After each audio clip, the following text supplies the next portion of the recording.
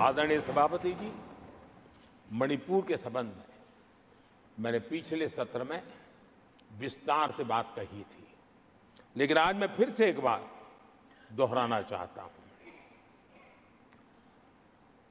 मणिपुर की स्थिति सामान्य करने के लिए सरकार निरंतर प्रयासरत है।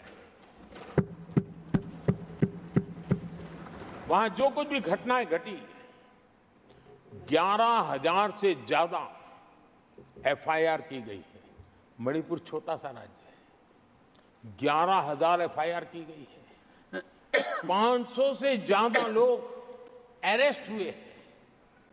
आदरणीय सभापति जी, इस बात को भी हमें स्वीकार करना होगा कि मणिपुर में लगातार हिंसा की घटनाएं कम होती जा रही है। इसका मतलब शांति का आशा रखना, शांति पे भरोसा करना संभव हो रहा है। आज मणिपुर के अधिकांश हिस्सों में आम दिनों की तरह स्कूल चल रहे हैं, कॉलेज चल रहे हैं, दफ्तर और दूसरे संस्थान खुले रहे हैं। आदरणीय सभापति जी, मणिपुर में भी जैसे देश के अन्य भागों में परीक्षाएं हुई, वहां भी परीक्षाएं हुई हैं और बच्चों का अपनी विकास यात्रा जारी रखी है। आदरणीय सभापति, केंद्र और राज्य सरकार सभी से बातचीत करके शांति के लिए, सौहार्द रास्ता खोलने के लिए लगातार प्रयास कर रही है। छोटे छोटे इकाइयों को जोड़ करके इन ताने बाने को गूंथना एक बहुत बड़ा काम है और शांतिपूर्ण तरीके से हो रहा है। बीते समय में पहले की सरकारों में ऐसा नहीं हुआ है। गृह मंत्री स्वयं कई दिनों तक वहां रहे हैं, गृह राज्य मंत्री हफ्तों तक वहां रहे हैं और बार बार वहां जाकर के संबंधित लोगों को जोड़ने का प्रयास करते रहे हैं। आदरणीय सभापति जी, पॉलिटिकल लीडरशिप तो है ही, लेकिन सरकार के सभी वरिष्ठ अधिकारी जिसका जिसका इन काम से संबंध है, वे लगातार वहां फिजिकल जाते हैं, लगातार वहां संपर्क में रहते हैं और समस्या के समाधान के लिए हर प्रकार से प्रयासों को बल दिया जा रहा है।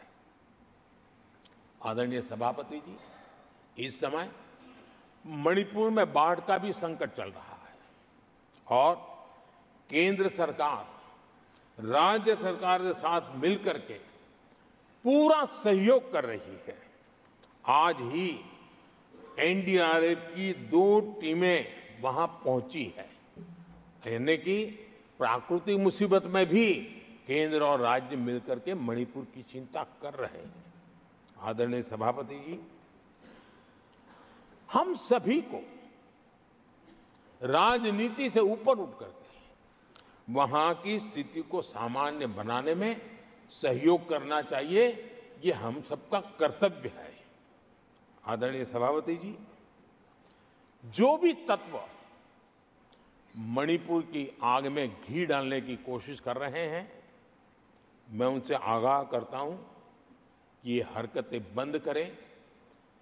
एक समय आएगा मणिपुर ही उनको रिजेक्ट करने वाला है, ऐसे लोगों को। आदरणीय सभापति जी, जो लोग मणिपुर के इतिहास को जानते हैं, मणिपुर की घटनाक्रम को जानते हैं, उनको पता है कि वहां का सामाजिक संघर्ष का एक लंबा इतिहास रहा है। उस संघर्ष की मानसिकता की जड़ें बहुत गहरी हैं, इसको कोई नकार नहीं सकता है।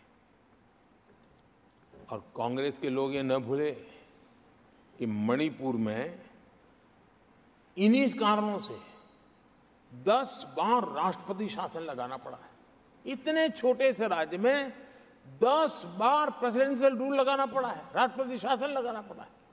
कुछ तो मुसीबतें होगी और ये हमारे कालखंड में नहीं हुआ है। लेकिन फिर भी राजनीतिक फायदा उठाने के लिए वहां पर जिस प्रकार की हरकतें हो रही है,